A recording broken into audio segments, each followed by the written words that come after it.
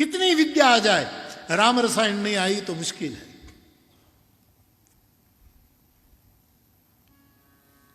विद्यावधु जीवनम, चैतन्य महाप्रभु ने कहा कृष्ण नाम विद्या रूपी वधु का सिंदूर है। जो कृष्ण नाम न हो तो विद्या विधवा है। चैतन्य महाप्रभु, विद्यावधु जीवनम, हरि नाम। आपने नाम सुना होगा उड़िया बाबा, वृंदावन के एक समर्थ संत हुए। मैंने दर्शन नहीं किए लेकिन उसकी खुशबू ली। यह आदमी पहुंचा हुआ था, अवश्य पहुंचा हुआ था, उड़िया बाबा।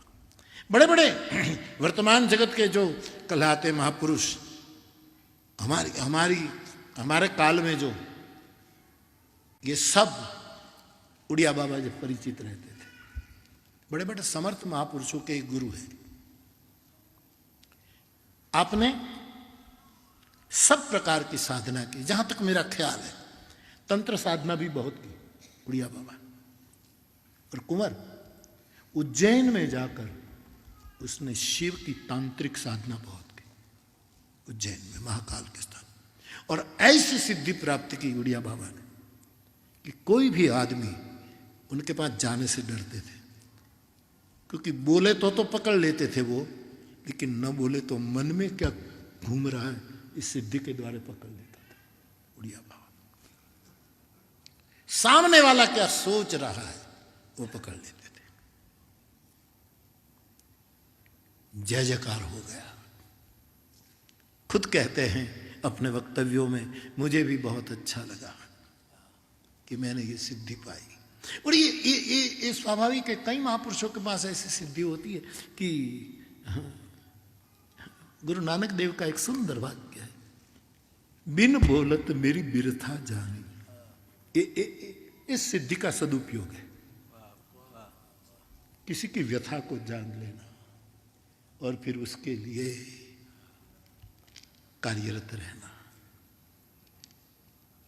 बिन मेरी बिरथा जानी, अपना नाम ना जपाया, ठाकुर तुम शरणा ही आया। गुरु नानक एक साधना जगत में ये सुविधा है कि आदमी, लेकिन इससे नुकसान भी बहुत है। उड़िया बाबा स्वयं कहते हैं कि मैं दुखी हो गया, क्योंकि जिसको मिलूं उसके मन में क्या है तुरंत मैं पकड़ लेता था। मेरा कृष्ण नाम छूट गया, राधे राधे करके मेरी आंखों से अश्रु धारा बहती थी। मैंने घाटे का सौदा किया, मैंने क्या ये कर डाला, मेरा हरि नाम छूट गया। कौन काम की ये मेरी विद्या? बहुत दुखी हुई। उसके जीवन का ये सच्चा प्रकरण। फिर उज्जैन गए और महाकाल की साधना आरंभ की। परम वैष्णव थे, कृष्ण उपासक थे, लेकिन महादेव के सिवा अब कोई चारा नहीं था। और महादेव की भक्ति भी तांत्रिक नहीं,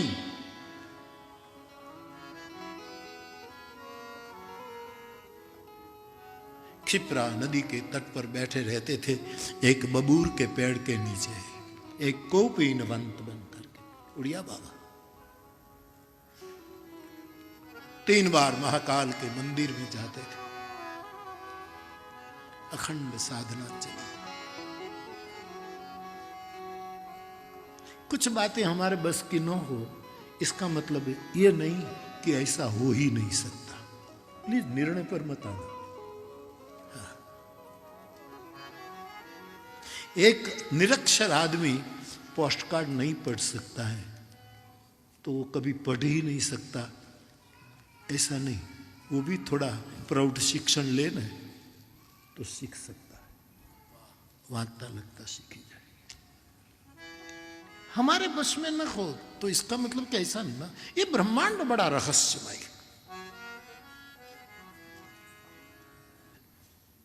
6 महीने तक महाकाल की साधना की।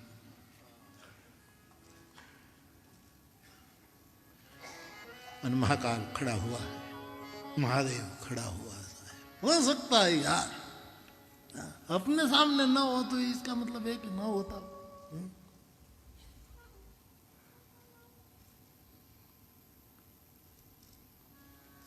अंधश्रद्धा में कोई माता का गरबा गाए तो घणी बेन भव माताजी आवे। अंधश्रद्धा तो श्रद्धा थी जने सेव्यो हशे, उसके सामने कभी वो जवाब दे तो कोई शंका का स्थान नहीं है। महादेव प्रसन्न होते हैं। और उड़िया बाबा यदि बात कहे तो हम क्यों संदेह करें।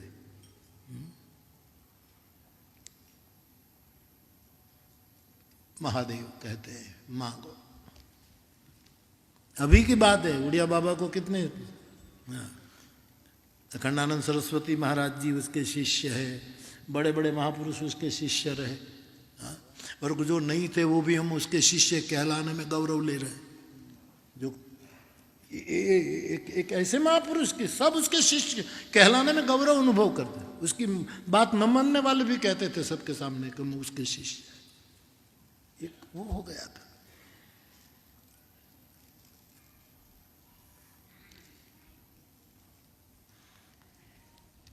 महादेव से मांगा, मेरी सिद्धियां मुझे भुला दो,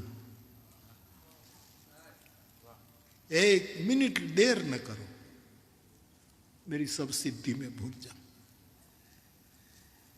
क्यों नहीं, मैं बहुत दुखी हूं, एक भी सिद्धि मुझे नहीं चाहिए, नाश कर दो सिद्धियों, क्योंकि उसने मुझे कृष्ण नाम से वंचित कर दिया है, मुझे राम रसायन से दूर फेंक दिया है। और उड़िया बाबा का जीवन में ऐसी बातें आई हैं कि कहते हैं महादेव की कृपा से सिद्धियां विस्मृत हो चुकी है, और बाकी की पूरी जीवनी उड़िया बाबा वृंदावन में ब्रजरज में बैठकर कृष्ण नाम में जीवन व्यतीत करते हैं। विद्यावधू जीवनम, चैतन्य महाप्रभु कहते हैं हरि नाम विद्या रूपी वधु का सिंदूर है।